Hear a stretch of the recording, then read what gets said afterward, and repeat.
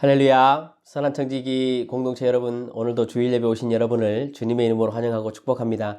한 주간도 다 무탈하게 잘 지내셨지요? 이제 아이들도 학교 가는 게 좀 적응이 되는 것 같고 비즈니스도 잘 돌아가는 것 같습니다. 기름값이 오르는 걸 보니까 조금씩 우리가 정상을 향해서 다가가고 있는 것 같습니다. 7월 첫째 주나 7월 둘째 주 정도 되면 저희가 홀에서 함께 모여서 예배를 드릴 수 있을 것 같습니다. 그럼 조금만 더 인내하시고 우리 그때 함께 모여서 예배할 때까지 영상으로 비록 예배를 드리지만 동일한 예배이기 때문에 우리가 마음을 모두어서 오늘도 우리 하나님 앞에 마땅하게 드려야 할 예배를 함께 주님 앞에 드리겠습니다. 오라 우리가 굽혀 경배하며 우리를 지으신 여호와 앞에 무릎을 꿇자. 그는 우리의 하나님이시요 우리는 그가 기르시는 백성이며 그의 손이 돌보시는 양이기 때문이라. 아멘. 우리 사도신경으로 우리의 신앙을 함께 고백합니다.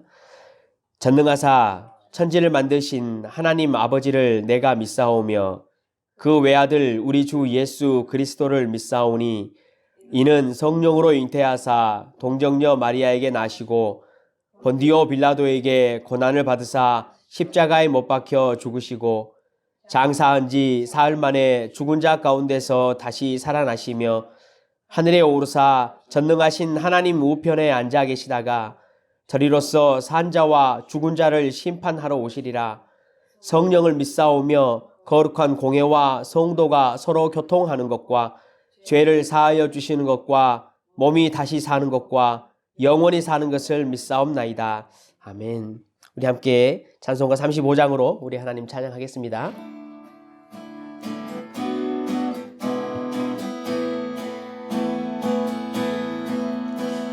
큰 영화로신 주 이곳에 오셔서 이 모인 자들로 주 백성 삼으사 그 중에 항상 계시고 그 중에 항상 계시고 큰 영광 나타내소서. 이 백성 기도와 또 예물 드림이 향내와 같으니 곧 받으옵소서.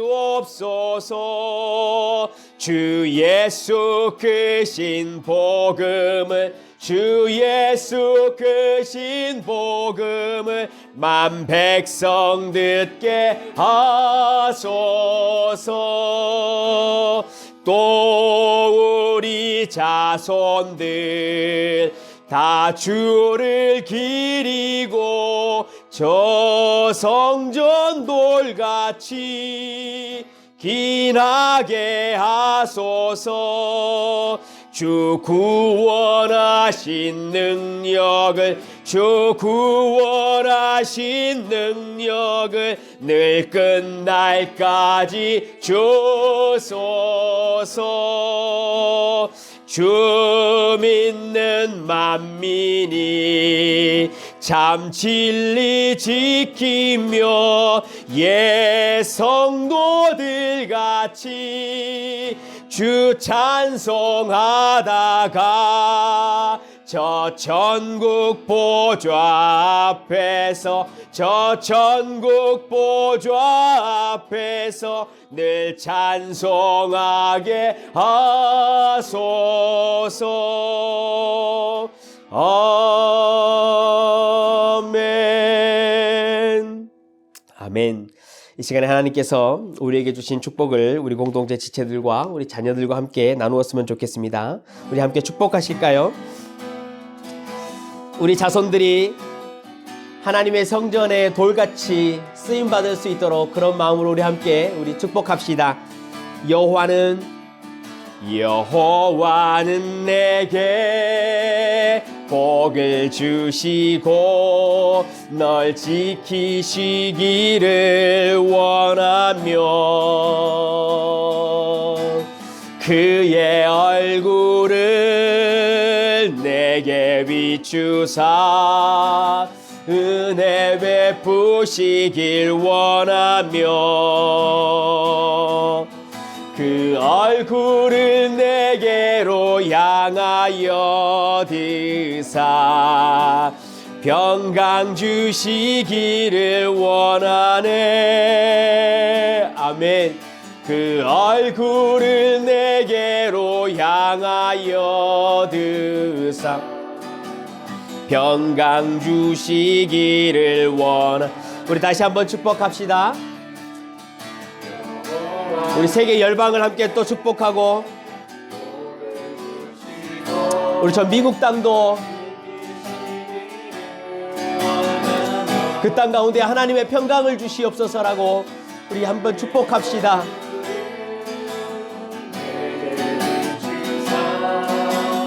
은혜 베푸시길 원하며 주의 얼굴을 들어 그 땅 가운데 하나님 평강을 부어주시옵소서. 폭력을 잠재우고 차별과 소외를 잠재우시고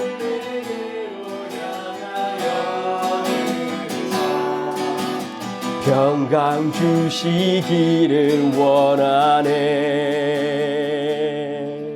아멘.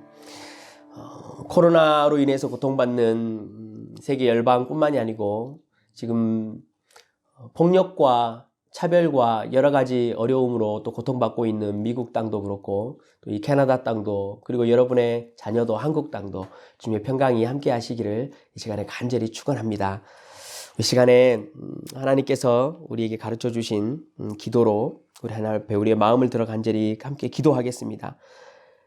하늘에 계신 우리 아버지여, 이름이 거룩히 여김을 받으시오며 나라가 임하옵시며 뜻이 하늘에서 이루어진 것 같이 땅에서도 이루어지이다.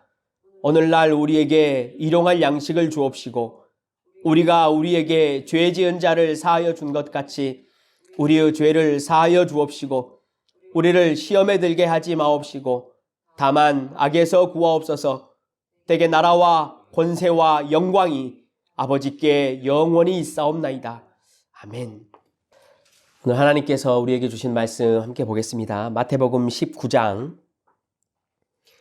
16절로 22절까지 말씀을 우리 함께 보겠습니다. 신약성경 32쪽입니다. 마태복음 19장 16절로 22절까지 말씀을 제가 봉독하겠습니다. 어떤 사람이 주께 와서 이르되 선생님이여 내가 무슨 선한 일을 하여야 영생을 얻으리이까? 예수께서 이르시되 어찌하여 선한 일을 내게 묻느냐? 선한 이는 오직 한 분이시니라. 네가 생명에 들어가려면 계명들을 지키라. 이르되 어느 계명이니이까? 예수께서 이르시되 살인하지 말라, 간음하지 말라, 도둑질하지 말라, 거짓 증언하지 말라, 내 부모를 공경하라, 내 이웃을 내 자신과 같이 사랑하라 하신 것이니라. 그 청년이 이르되 이 모든 것을 내가 지키었사온데 아직도 무엇이 부족하니이까? 예수께서 이르시되 네가 온전하고자 할진대 가서 네 소유를 팔아 가난한 자들에게 주라.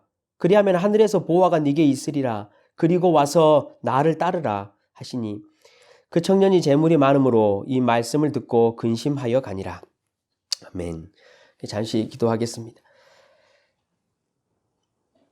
하나님, 오늘도 우리를 예배 가운데로 불러주시니 참으로 감사합니다. 일주일 동안 세상의 소리 앞에 우리가 섰다가 오늘은 하나님의 음성 앞에 설 수 있도록 인도하시었으니 각자 심령 가운데 성령 하나님께서 오늘도 말씀하여 주시옵소서. 우리가 영생을 누리는 것이 어떤 것이며 예수 그리스도를 따르는 것이 어떤 것인지 우리가 어찌하여 영생을 확신하며 이 땅 가운데 사명을 감당하고 살아갈 수 있을지 오늘 우리가 하나님의 말씀을 들을 때에 성령 하나님 각자 심령 가운데 자기 자신들을 비우고 하나님의 말씀으로 채울 수 있는 은혜를 허락하여 주시옵소서. 우리 자녀들 또한 이 땅 가운데 이 마지막 때를 살아가고 있습니다. 우리 자녀들에게 믿음을 주시옵소서. 세상의 기준에 쫓아가는 것이 아니고 세상에 흘러가는 그 쳇바퀴 가운데 자신의 삶을 집어넣어 하나님 이 세상을 치료하고 이 세상을 섬길 수 있는 귀한 자녀들 될 수 있도록 하시며 하나님 그 성전의 성전 돌같이 하나님 요긴하게 우리 자녀들을 사용하여 주시옵소서. 이 일을 위하여 인간의 가르침과 사람의 가르침이 아니요 성령의 인도하심과 성령의 가르침이 필요하오니 성령 하나님 오늘도 말씀을 들을 때에 우리 자녀들의 귀를 여시고 마음을 열어 인도하여 주시옵소서. 감사드리며 이 모든 말씀을 주 예수 그리스도 이름으로 기도드리옵나이다. 아멘. 여러분도 그러시겠지만 가끔씩 그때 내가 만났던 사람 지금은 뭐하고 있을까? 혹은 그때 그 아이는 요즘 뭐하고 있을까 하는 생각들 가끔씩 하시죠. 저도 이번에 오늘 말씀을 준비하면서 한 아이가 좀 궁금해졌어요. 과거에 좀 오래됐는데요. 한 수련회 집회에서 봤던 아이인데 그 아이가 요즘 뭐하고 살까 하는 게 좀 궁금해졌습니다. 여름 방학이 되면요, 교회들이 이제 집회를 하고 수련회를 합니다. 그러니까 한국에서도요, 전국적으로 연합해서 뭐 우리 큰 신학교 같은데 학생들을 다 모아서 수련회를 회차에 걸쳐서 이렇게 하는 걸 여러분도 보셨죠. 한 번에 모일 때 한 1000명에서 한 1500명까지 전국에 있는 아이들이 모입니다. 물론 그 아이들 중에는 다른 목적으로 온 아이들도 한 절반가량은 있고요. 저녁 집회 이제 마지막 날이었던 것 같아요. 제가 정확히는 기억이 나지 않는데 목사님께서 설교를 마치시고 우리 항상 이제 하듯이 우리 아이들에게 예수님을 따를 것을 결심하는 그런 시간들이 있잖아요. 그래서 목사님께서 마지막에 이제 이렇게 말씀을 하셨습니다. 내가 예수님을 사랑하고자 이 시간에 결심하는 사람들은 자리에서 다 일어나십시오 라고 하니까 그 모였던 1500명에 가까이 되는 아이들이 자리에서 대부분이 다 일어났어요. 참 놀라운 일이죠. 이제 그 목사님께서 이게 정확한 수치는 아니구나라고 생각을 하고 자리에 다시 앉히셨어요, 아이들을. 그러고 나서 이번에 이렇게 다시 물었어요. 정말로 예수님을 따라 십자가를 지고자 하는 사람은 그 자리에서 일어나세요라고 말하니까 이번에는 이제 십자가 이야기가 나왔잖아요. 숫자가 한 절반 정도 줄었어요. 한 절반 정도만 자리에 일어난 거죠. 이제 그 목사님께서 그렇게 생각하셨던 것 같아요. 이 절반의 숫자도 참 많은 숫자다. 다시 자리에 다 앉히시고 이번에 이렇게 말씀하셨어요. 만약에 그렇다면 여러분이 정말로 예수님을 따르고 사랑하고 십자가를 지고 싶다면 여러분 지금 숙소로 돌아가셔서 여러분 집에 있는 여러분의 게임기와 여러분의 스마트폰과 여러분의 컴퓨터를 지금 다 가져오십시오. 그래서 이 강단에 있는 십자가 앞에다가 가져다 놓으십시오. 그러면 저희는 저것을 팔아다가 아프리카에 있는 아이들에게 먹을 것과 입을 것을 사줄 것입니다 라고 이야기를 했습니다. 그러고 나서 그래도 예수님을 사랑할 거냐라고 일어나라고 했습니다. 몇 명이나 일어났을 것 같으세요? 장내가 조용해졌어요. 그 1500명 뒤에서 막 이렇게 수십 명씩 뒷자리에 앉은 아이들이 일어나기도 했어요. 근데 그 뒷자리에 앉은 아이들은 막 게임 하다가 일어나라 하는 소리만 듣고 일어난 거죠. 그래서 옆에 사람이 야 컴퓨터 갖다 내야 된대. 그러니까 안 되지. 그리고 자리에 앉고 이런 풍경들이 있었습니다. 그 위에 한참 시간이 지났어요. 너무나 조용했어요. 아이들에게는 사실 그렇잖아요. 스마트폰, 게임기, 컴퓨터 이런 거는 자신들의 생명과도 같은 것이니까 아무도 일어나지 않았어요.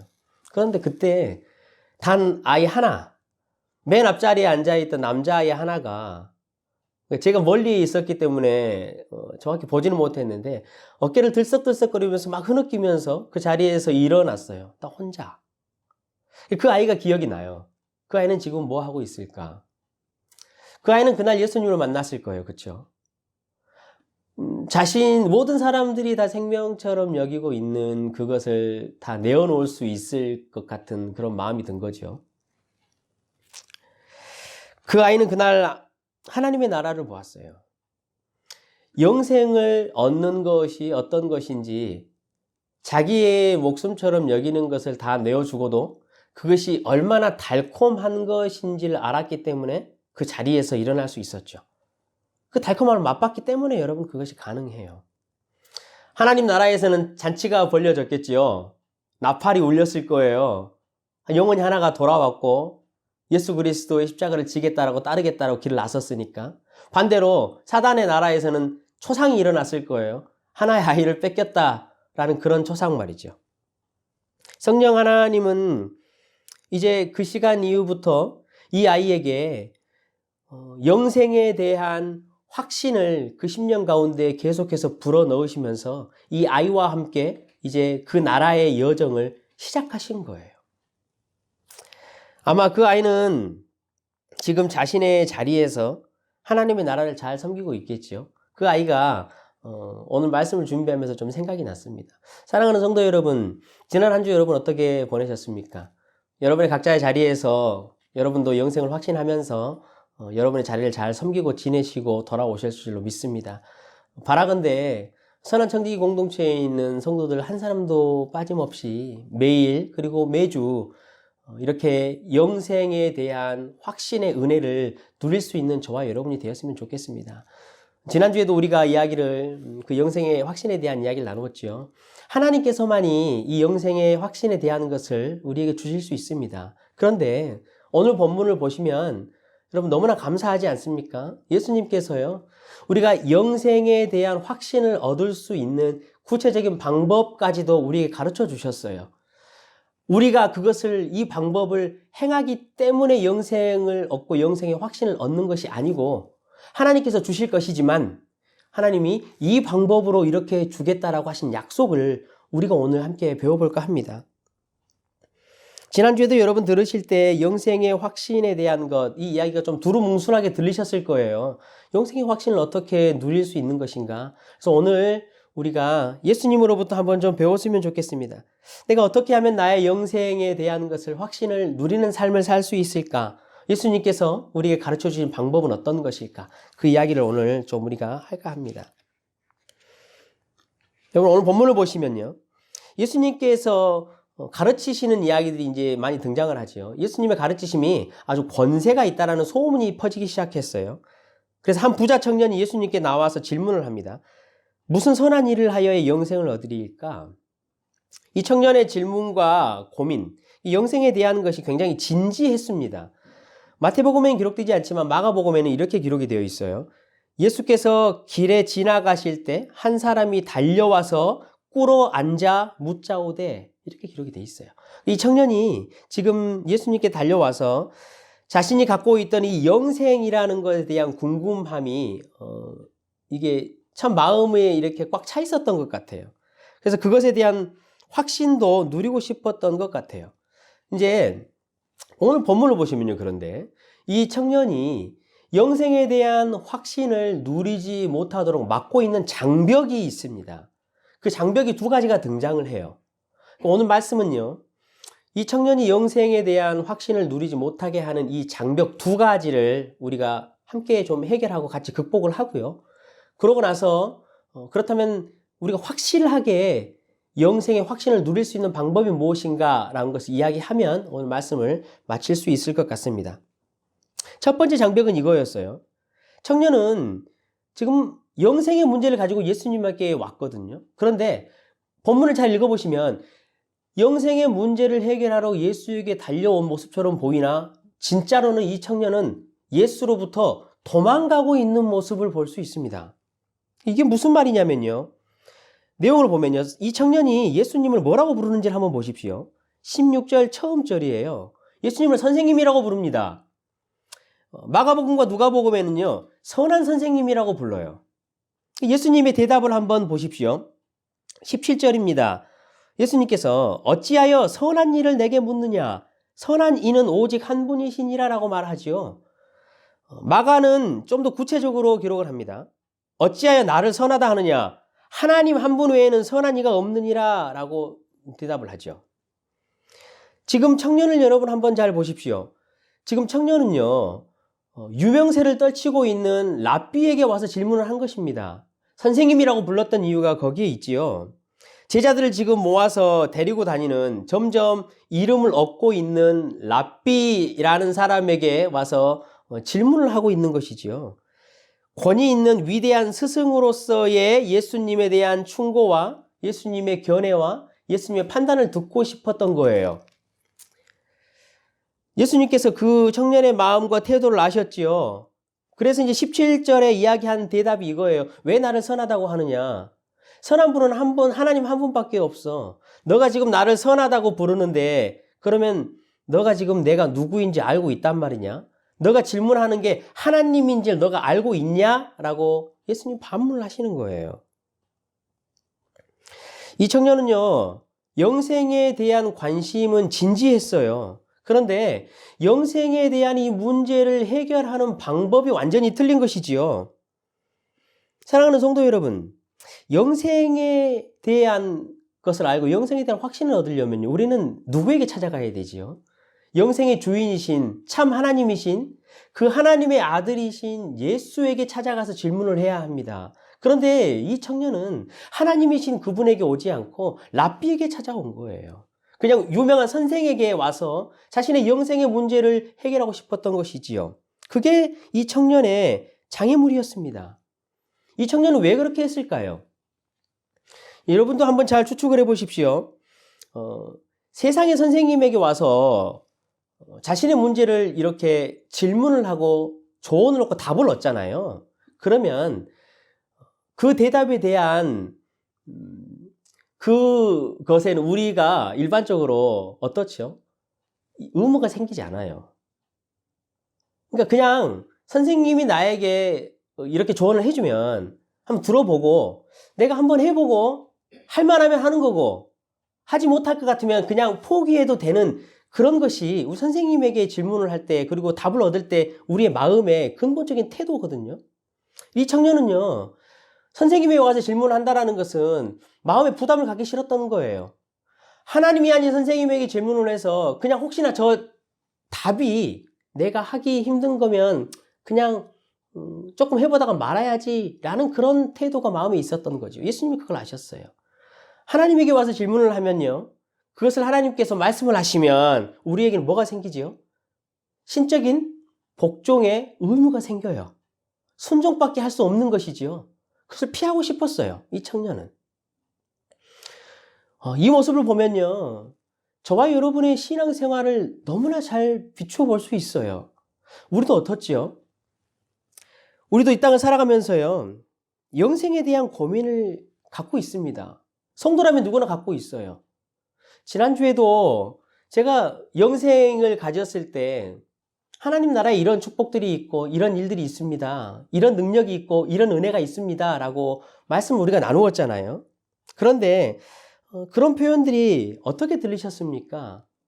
공허하게 들리셨지요. 그냥 이 땅을 살아가면서 실제적으로 내가 아무것도 누릴 수 없는 것 같은 그런 마음이 드셨을 거예요.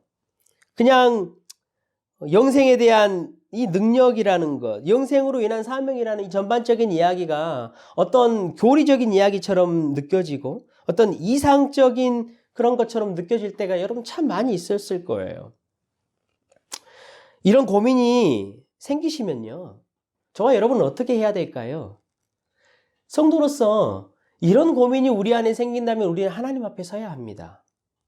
하나님 앞으로 나가서 그분에게 진중하게 질문을 하고 하나님께서 우리에게 명령하시는 것이 무엇인지를 들어야 합니다.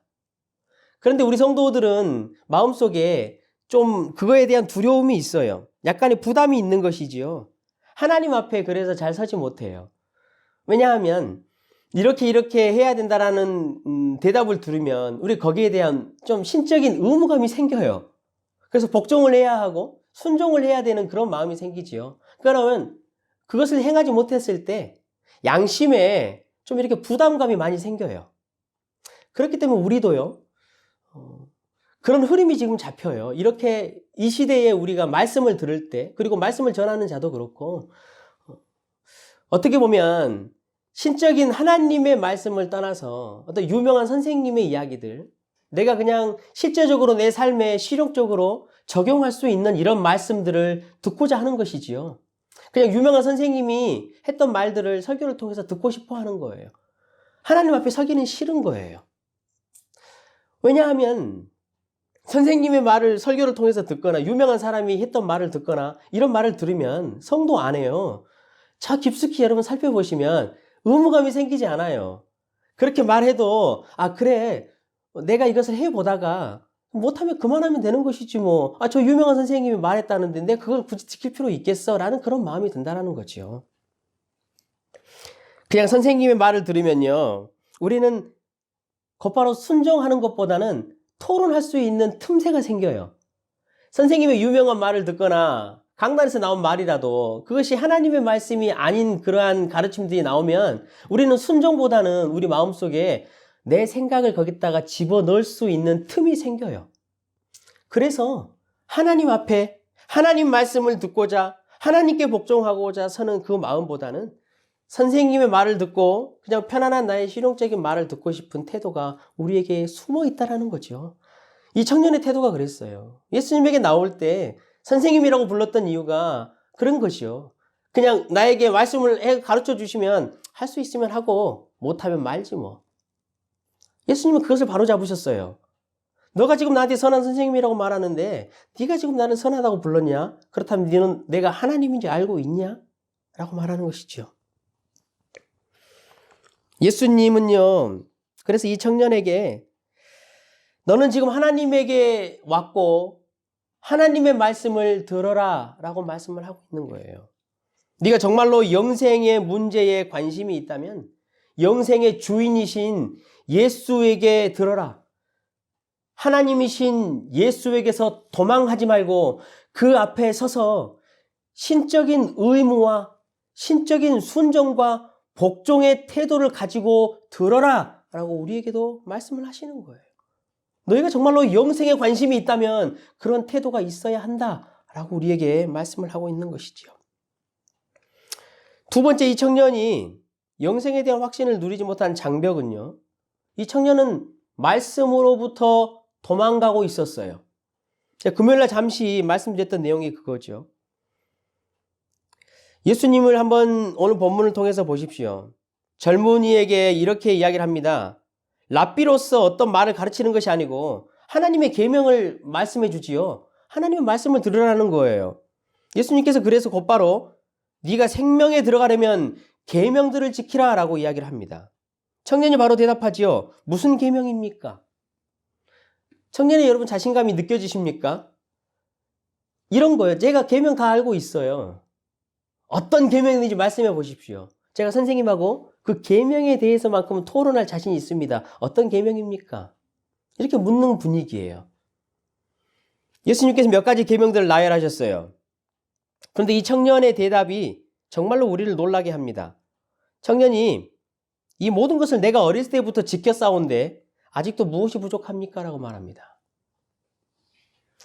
하나님의 계명을 어릴 때부터 알고 지켰는데 아직도 영생에 대한 것을 모르고 있다는 것. 하나님의 말씀을 어릴 때부터 알아왔고 배워왔는데 아직까지 영생에 대한 확신이 없다는 것. 이 청년의 마음속에 무슨 생각이 있을까요? 내가 계명을 지금까지 다 살펴보았는데 이 말씀 안에는 영생을 알만한 것이 확실하지 않다라는 거예요. 영생을 알만한 다른 것이 있다라는 것이지요. 그래서 선생님에게 찾아온 거예요. 말씀 말고 선생님이 나에게 당신의 지식으로 가르쳐 줄 수 있는 그 영생에 대한 것을 말씀해 주십시오. 내가 어릴 때부터 말씀들을 쭉 지켜보고 쭉 확인해 봤는데 그 안에는 영생을 확신할 만한 것이 하나도 없습니다라고 말을 하고 있는 것이지요.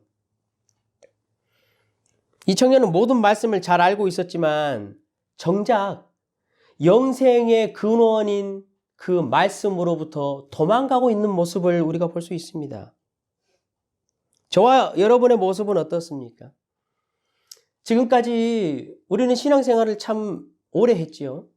하나님의 말씀에 대해서 정말로 많이 들었습니다.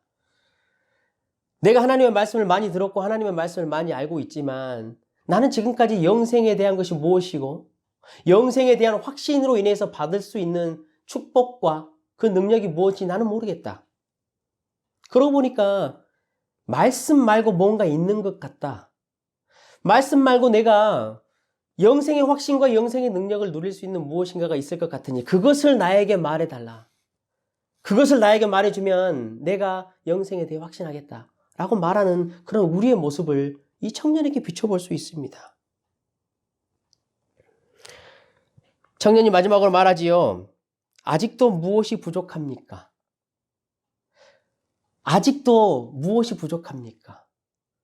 저와 여러분의 마음속에서 혹시 하고 있는 말씀 아닙니까?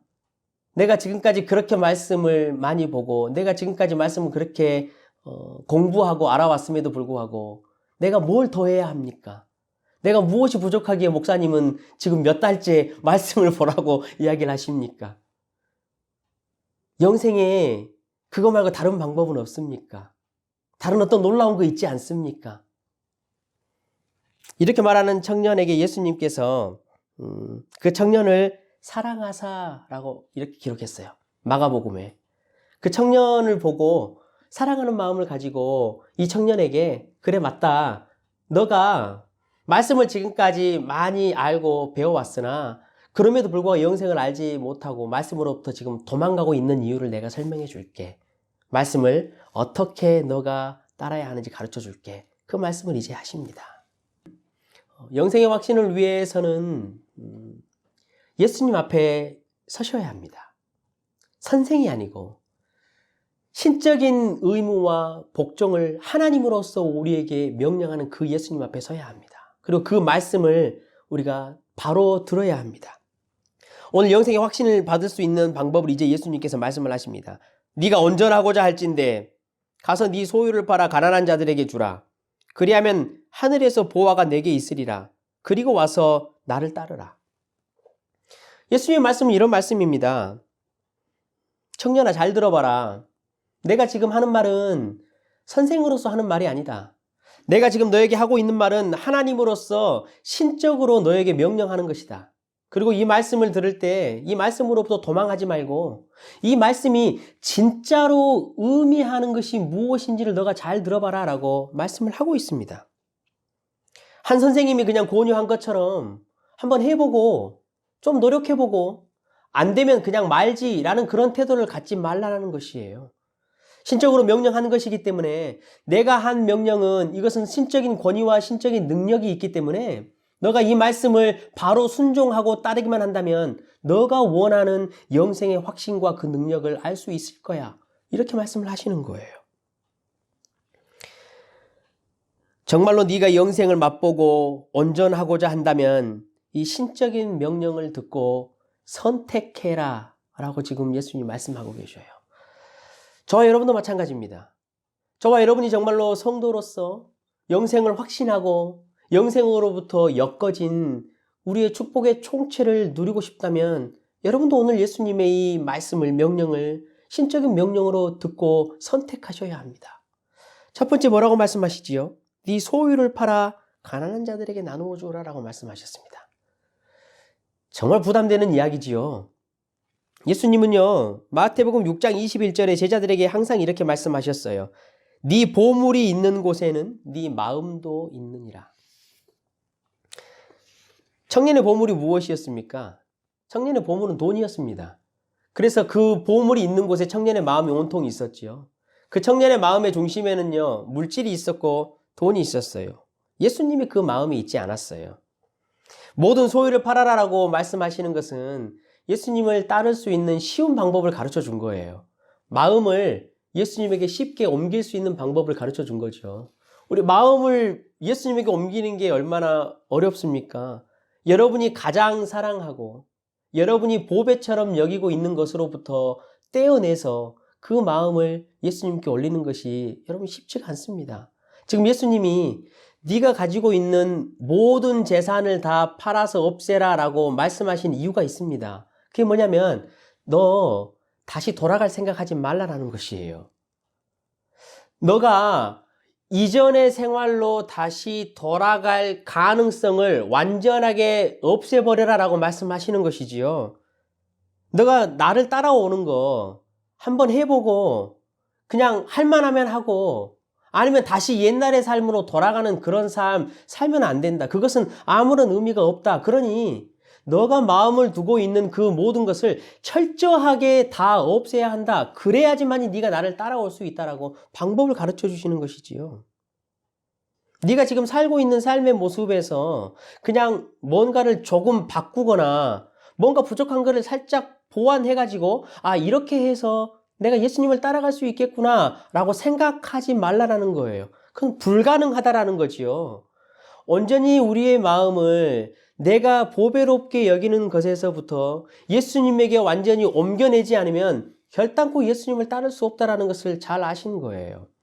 예수님께서 모든 재물을 네가 팔아라라고 말씀하시는 이유가 거기에 있습니다. 너가 이제는 새로운 실존을 가지라는 거예요.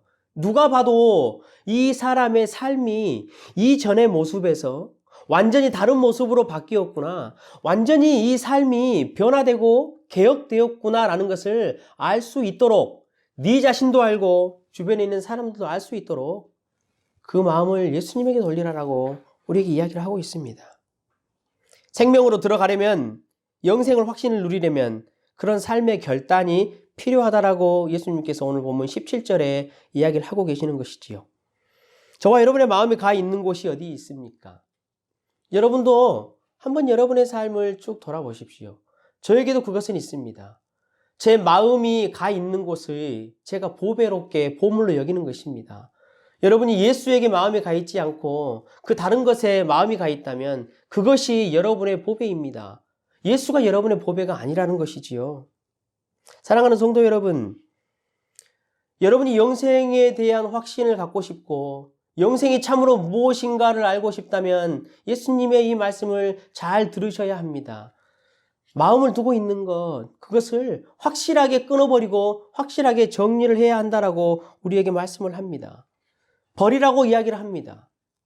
청년들이 혹은 학생들이 예수님을 따라가고 예수님의 마음을 알고 예수님을 내 중심에 다 모시고 살아가기 위해서는요. 청년 여러분이, 학생 여러분이, 그리고 성도 여러분이 마음에 자기 마음을 쏟고 있는 것이 무엇인지 그것을 확실하게 끊어버리고 없애야 합니다. 컴퓨터 게임하는 것이 마음에 여러분 많이 쓰이고 예수님을 생각할 때보다 더 흥분되는 일이잖아요. 더 기대되는 일이잖아요. 그러면 여러분의 마음은 거기에 있는 거예요. 그러면 그것을 없애라는 거죠. 컴퓨터를 깨버리면 좀 아깝잖아요. 그러니까 여러분이 고민하셔야 해요. 내가 이것을 어떻게 하면 완전히 끊어버릴 수 있을 것인가? 완전히 내가 이전의 삶으로 돌아가지 않도록 할 수 있는 방법은 무엇일까? 오늘 내가 이렇게 예수님의 명령을 듣고 그래 조금 해보다가 한 일주일 한 달 해보다가 우리 다시 돌아가잖아요. 왜냐하면 그것이 그 자리에 그대로 있으니까. 예수님은 그것을 완전히 제거하라는 거예요. 제가 기억했던 그 집회에서 그 아이가 그렇게 도전을 받았어요. 자기 안에서 싸움을 얼마나 했겠습니까? 그 자리에 앉아서 예수님이 자기를 부르시는데 예수님이 십자가를 지고 나를 따라가라고 이야기를 하시는데 이 안에 컴퓨터와 이 안에 게임기와 스마트폰이 그 안에 있으니 이 마음을 그거에서부터 예수님으로 옮겨내기가 여러분 얼마나 힘들었겠습니까? 여러분도 여러분 마음속에 있는 것이 어떤 것인지를 확인해 보시고 예수님께서 명령하신 이 도전에 여러분이 응답하시는 오늘 하루가 되었으면 좋겠습니다. 그러고 와서 따르라라고 이야기합니다. 보물을 버리고 마음을 정리하는 것이 목적이 아니고 여러분이 예수를 따라가는 것이 목적입니다. 예수를 따라갈 때 비로소 우리는 참된 영생과 그 확신의 축복과 영광을 안다라고 말씀을 하시는 것이지요. 교회와 성도가 서고 넘어지는 것, 이 시대의 기독교가 흥망성쇠, 흥하고 망하는 것, 이 시대의 기독교가 부흥하고 이 시대의 기독교가 쇠퇴하게 되는 여러분 가장 핵심이 무엇인지 아십니까? 바로 이 한 단어입니다. 이 한 문장입니다. 예수를 따라가는가? 예수를 따라가지 않는가? 사랑하는 성도 여러분, 우리가 성도로서 우리가 보물로 여기는 것들을 다 버려내고 예수를 따라가지 않으면 성도로서는 아무 의미가 없습니다. 영생의 주인이신 예수님을 따라가지 않고서 우리가 그 영생의 능력과 그 영생의 축복을 누릴 수 있다는 것은 말이 안 되는 일이지요. 예수를 따르는 것은요, 예수의 삶을 우리가 쫓아가는 것은요, 토론할 문제가 아닙니다. 이것은 우리가 계산할 문제가 아닙니다. 예수를 따르는 것은 순종하는 것입니다. 우리는 순종하는 것조차도 머리로 여러분 배우셨지요. 순종하는 것은 이런 것이야. 순종하는 것은 이런 것이야. 이렇게 이 시대는 예수님을 따라서 순종하는 것조차도 머리로 배우는 시대입니다. 그러나 사랑하는 성도 여러분, 순종이라는 것은 순종함으로써만 배울 수 있는 것입니다. 예수를 순종하고 따를 때 영생의 일들이 어떤 영적인 원리를 가지고 움직이는지 우리가 그때야 비로소 알 수 있다라고 예수님께서 우리에게 말씀을 하시는 것이지요. 영생을 아는 것은 이론이 아닙니다. 영생은 맛보는 것입니다. 영생은 실제적으로 우리가 미각을 가지고 맛보는 것과 같고 눈봉사가 맹인이 눈을 떠서 보는 것과 같습니다. 귀머거리였던 자가 귀가 열려서 듣는 것과 똑같습니다. 성경에 예수님께서 얼마나 많은 치료들을 보여주셨습니까? 맹인들의 눈을 뜨게 하고 귀머거리의 귀를 듣게 하셨습니다. 이것이 영생을 아는 것입니다. 여러분 이것이 무슨 느낌인지 아시겠습니까? 태어나면서부터 맹인으로서 아무것도 보지 못했던 사람입니다. 그런데 그 사람이 눈을 열어서 삶을 보고 빛을 보고 볼 수 있다는 것, 그처럼 그것이 영광되고 확신하다라는 것을 아는 것, 여러분 이것을 우리가 영생을 맛보는 것이라고 이야기를 합니다. 예수님을 따라서 순종하시는 삶을 저와 여러분이 사셨으면 좋겠습니다.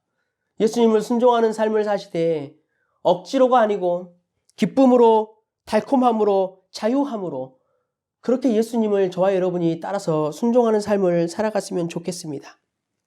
사랑하는 성도 여러분, 예수님을 믿고 살아가는 성도에게 하루하루의 우리의 삶의 현장에서 엄연하게 우리의 현실의 삶을 살면서 예수님을 따라가지 않는 것, 여러분 이것은 성도로서 아무런 의미가 없습니다. 성경은 우리에게 말하지요. 순종이 제사보다 낫다. 듣는 것이 순양의 기름보다 낫다. 거역하는 것은 점치는 죄와 같고 하나님에게 스터번한 것, 하나님에게 완고한 것은 우상에게 절하는 것과 같다라고 말씀을 하셨습니다. 오늘 말씀을 한번 여러분 되새겨 보십시오. 예수님이 부자 청년에게 영생을 얻고 영생을 확신하려면 어떤 계명들을 지키라라고 말씀하시는지 18절 19절을 여러분께서 한번 눈으로 한번 보십시오. 여러분 같으면 어떤 계명들을 말씀하시겠습니까? 영생에 관한 계명. 당연히 10계명 첫 번째에 있는 돌판들의 내용들을 말씀하지 않겠습니까? 우리가 영생을 얻고 영생에 대한 확신을 가지려면 하나님을 믿고 우상을 섬기지 말고 이런 계명을 주셔야 정상이잖아요. 그러나 예수님은 그렇지 않으셨습니다. 예수님은 두 번째 돌판의 말씀을 계명을 주셨습니다. 이웃을 사랑하고 형제를 사랑하고 부모를 공경하고 거짓말하지 말고 속이지 말고 우리가 10계명을 배울 때 배웠던 그것, 이게 바로 예수님을 순종하고 따라가는 길이라는 것을 우리에게 말씀하시는 것이지요. 영생에 확신을 얻는 것은 이론으로 아는 것이 아닙니다. 예수님을 따라 여러분의 마음을 주 앞에 두고 그렇게 순종하며 가시는 저와 여러분 되시기를 주님의 이름으로 간절히 부탁드립니다. 말씀을 정리하겠습니다. 어제 저희 시골 교회에서 장로 장립식이 있었습니다. 저희 큰형님께서 장로 장립을 받으셨어요. 너무나 감사한 일이고 아마 기쁨으로 그 사역을 잘 감당하실 줄 믿습니다. 교회에서 어떤 교회든지 장로 장립식은 이렇게 하는 거잖아요. 일반적인 건데요. 저에게는 좀 의미가 있습니다. 그 시골 교회에서 장로로 장립을 받는 의미가 혹시 여러분은 어떤 건지 아십니까? 시골 그 교회는요, 노인들이 태반이에요. 시골 교회이다 보니까 뭐 재정적으로 당연히 노인들도 많고 하니까 어렵겠지요. 거기서 장로 장립을 받는다라는 것은 자신의 개인적인 재정 또한 굉장히 힘들어질 수 있고 재정이 혹시 들어갈 수도 있다라는 그런 의미예요. 저희 아버지께서도 평생 동안 그 시골 교회를 섬기시면서 그런 삶을 사셨어요. 시골 교회다 보니까 그렇죠. 무엇보다도 그 교회, 그 시골 교회에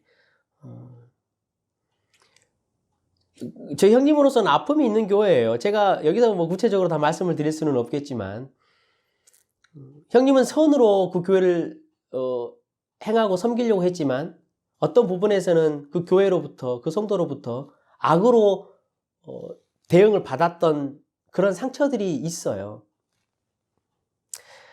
시골교회에서 장로가 된다는 건 아무런 명예도 없지요. 이름도 없어요. 자신의 재산이 줄어들 수도 있어요. 상처와 아픔이 깊은 교회예요. 자기로서는. 근데 그 교회에서 장로로 장립을 받는다. 분명히 선택의 순간이 있었을 거예요. 두 번째 지금 부르심이거든요. 하나님과 교회가 계속 장로로서 교회를 섬기라라고 말했지만 고사를 하셨어요. 그런데 이번에는 장로 장립을 받으셨어요. 형님 안에는 선택의 순간이 있었을 거란 말이에요. 선택의 순간. 자기 자신의 이름과 자기 자신의 아픈 상처를 지금은 보물처럼 여기고 그것을 버리지 못했을 때는 장로 장립을 받지 못하겠죠. 그죠? 예수님을 따라갈 수가 없어요. 왜냐하면 그것이 자기 마음을 꽉 잡고 있기 때문에. 근데요, 저는 조금 알 것 같아요. 왜 이번에는 장로 장립을 받으셨는지. 제 형님께서 과거에도 저에게 그렇게 말씀하신 적이 있거든요. 자기가 어려움을 교회에서 당할 때 그 교회의 노인분들이 마음에 너무 밟힌다라고 이야기를 했어요. 그러니까 아마도 그 시골 교회에 힘없고 연약하고 외롭게 사시는 그 노인분들을 섬기는 것이 예수를 따라가는 길이 아닌가라는 소명을 받으신 것 같아요. 그래서 선택을 하신 거겠지요. 자신의 상처와 자신의 어려움보다 예수님께서 그 어르신들과 노인들을 사랑하시는 그 마음이 더 큰 보물처럼 여겨졌기 때문에 이번에는 장로 장립을 받으신 것 같아요. 사랑하는 성도 여러분,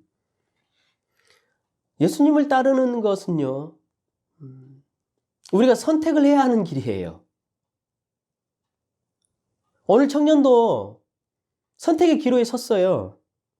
예수님으로부터 신적인 명령을 받았잖아요. 참된 말씀이 어떤 의미인지를 들었어요.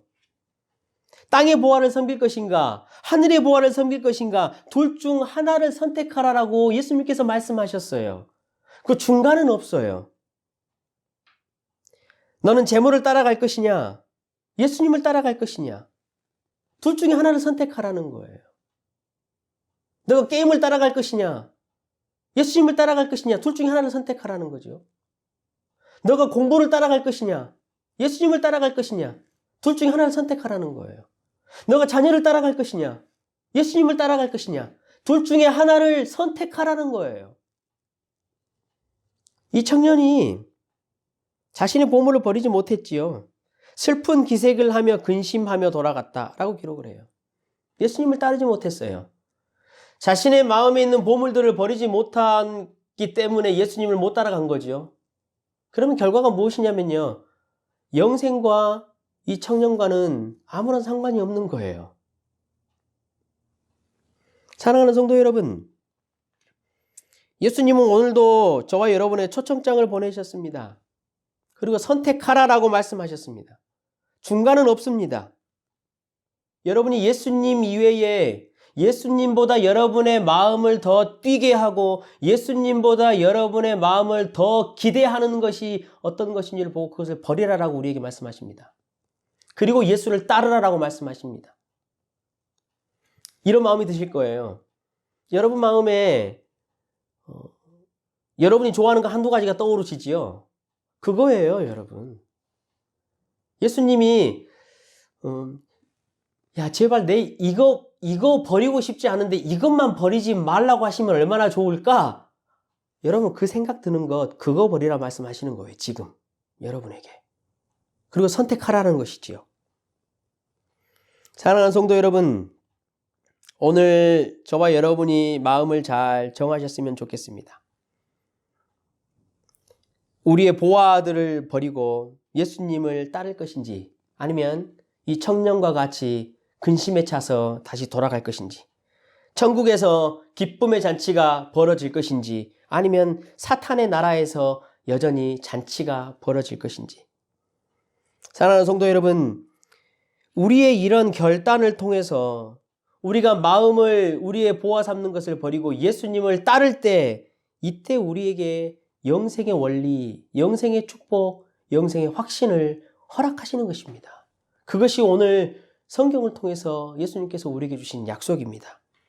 아무쪼록 성령 하나님께서 오늘 저와 여러분의 마음 속에서 어두움을 거두시고 올바른 선택을 하시기를 주님의 이름으로 간절히 부탁드립니다.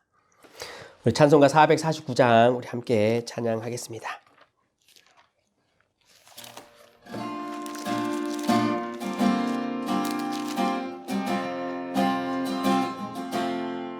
예수 따라가며 복음 순종하면 우리 행할 길 완하겠네. 주를 의지하며 순종하는 자를 주가 늘 함께 하시리라. 의지하고 순종하는 길은 예수 안에 즐겁고 복된 길이로다. 해를 당하거나 우리 고생할 때 주가 위로해 주시겠네. 주를 의지하며 순종하는 자를 주가 위해 주시리라. 의지하고 순종하는 길은 예수 안에 즐겁고 복된 길이로다. 남의 짐을 지고 슬픔 위로하면 주가 상급을 주시겠네. 주를 의지하며 순종하는 자를 항상 복 내려 주시리라. 의지하고 순종하는 길은 예수 안에 즐겁고 복된 길이로다. 우리 받은 것을 주께 다 드리면 우리 기쁨이 넘치겠네. 주를 의지하며 순종하는 자를 은혜 풍성케 하시리라. 의지하고 순종하는 길은 예수 안에 즐겁고 복된 길이로다. 주를 힘입어서 말씀 잘 배우고 주를 모시고 살아가세. 주를 의지하며 항상 순종하면 주가 사랑해 주시리라. 의지하고 순종하는 길은 예수 안에 즐겁고 복된 길이로다. 이 시간 한번 기도합시다. 오늘 하나님께서 영생의 축복과 영생의 확신을 위해서는 우리의 마음에 보물들을 버리고 예수를 따르라 말씀하셨습니다. 이 시간에 여러분, 우리 속에 있는, 저와 여러분 속에 있는 예수보다 더 마음을 두고 있는 것이 어떤 것인지 잘 살펴보고 우리가 예수님을 따를 수 있는 믿음과 담대함을 이 시간에 허락하십시오. 성령 하나님, 그렇게 나를 주장하여 주십시오라고 함께 기도했으면 좋겠습니다. 한번 기도합시다. 하나님, 우리의 마음을 주장하여 주시옵소서. 예수를 따르는 길, 예수를 쫓아가는 길, 이 길은 하나님 우리에게 항상 선택의 기로에 있는 것입니다.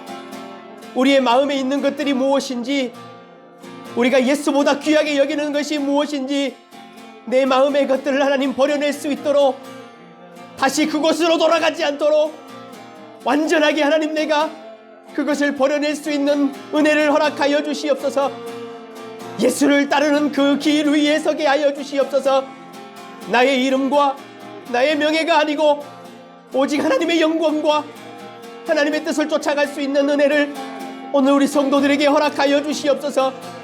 우리가 그것을 결정할 수 있도록 우리 마음의 담대함을 허락하여 주시옵소서. 다시는 돌아가지 않도록 하나님 우리로 승리할 수 있도록 그렇게 예수의 길을 따라가는 귀한 영생의 은혜를 나는 복된 한 주가 되도록 성령 하나님 축복하여 주시옵소서. 축복하여 주시옵소서.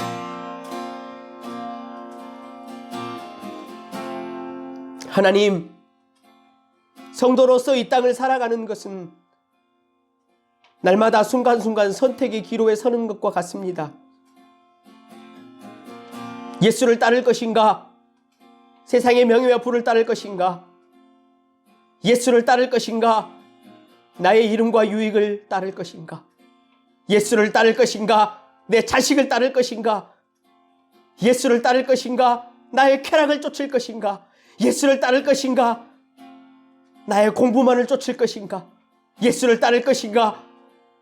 나의 게임을 쫓을 것인가?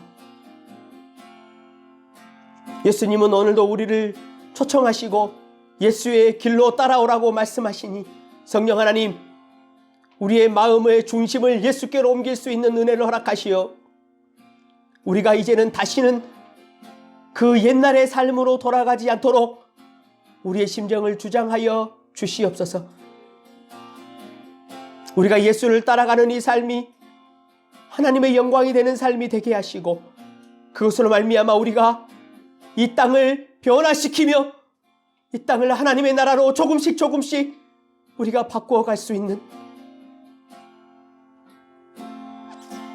그런 한 사람 한 사람의 사명자가 되도록 성령 하나님 축복하여 주시옵소서.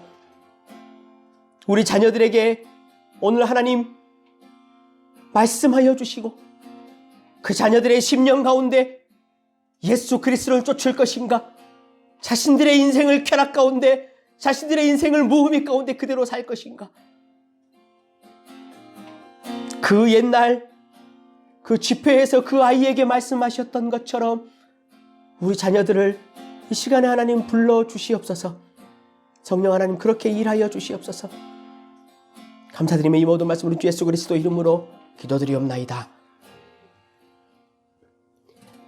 우리 구주 예수 그리스도의 은혜와 하나님의 사랑하심과 성령님의 위로하시고 교통하심이 이 자리에 함께 모여 예배하는 모든 무리들과 저 폭력과 고통과 아픔 가운데 또한 불평등과 차별 가운데 혼란에 빠져 있는 저 미국 땅과 코로나로 인하여 신음하고 있는 전 세계 열방 위에 이제로부터 영원토록 함께 있을지어다. 아멘.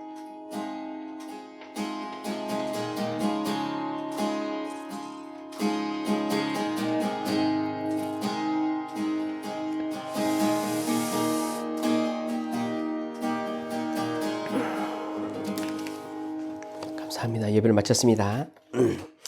제가 예배 시작 전에 말씀드렸던 것처럼 아마도 7월 5일이나 12일 첫째 주 아니면 둘째 주에 예상컨대 함께 모여서 예배를 할 수 있을 것 같습니다. 확정이 되면 여러분에게 바로 또 알려드리도록 하겠습니다. 그 정도 시점을 잡으시고 또 마음에 여러분 준비를 좀 하시면 좋겠습니다. 예배당은 사용하지 못할 것 같고 홀에서 저희가 전체적으로 함께 예배를 드릴 수 있을 것 같습니다. 이희정 집사님께서 우리 재영이와 함께 6월 16일 날 화요일이지요. 한국으로 이제 귀국을 하십니다. 1년간 저희와 함께 공동체를 이루고 또 신앙생활을 하셨는데 또 한국에 이제 하시던 일도 있으시고 또 약속된 기간이 차서 돌아가시게 되었습니다. 여러분 기도해 주시고 돌아가는 길까지 그리고 돌아가셔서도 또 준비하신 일들, 계획하신 일들 잘 해결해 나가실 수 있도록 그렇게 기도해 주시면 좋겠습니다. 예배 후에 주일날이지요. 주일날 저녁 7시에 이번 주 청년부 주 모임을 우리 한번 하도록 하겠습니다. 그리고 돌아오는 20일 날은 중고등부 모임입니다. 내일 월요일 15일에 다운타운 홈리스 사역 봉사가 있습니다. 혹시 시간이 되신 분들 한번 같이 좀 참여를 하셨으면 좋겠습니다. 계속해서 여러분 유치부와 또 청년부에 이르기까지 교육부서를 위해서 한 사람 한 사람 기도해 주시고, 우리 자녀들이 정말로 이 마지막 때에 선택의 기로에 서서 예수님을 선택할 것인가, 세상을 쫓아갈 것인가, 그 선택함에 있어서 성령 하나님께서 올바른 선택을 할 수 있도록 여러분이 우리가 그리고 기도로 잘 도왔으면 좋겠습니다. 교회와 이웃과 또 세상을 위해서 잠자기 전에 또 코로나를 위해서 함께 여러분 중보해 주시면 좋겠습니다. 한 주간도 여러분 승리하시고, 이번 한 주간도 성령 하나님께서 여러분 가운데 담대함을 주셔서 예수를 따라갈 수 있도록 그런 삶을 살 수 있도록 한 주간도 힘내시고, 여러분 다음 주에 우리 또 뵙도록 하겠습니다. 감사합니다.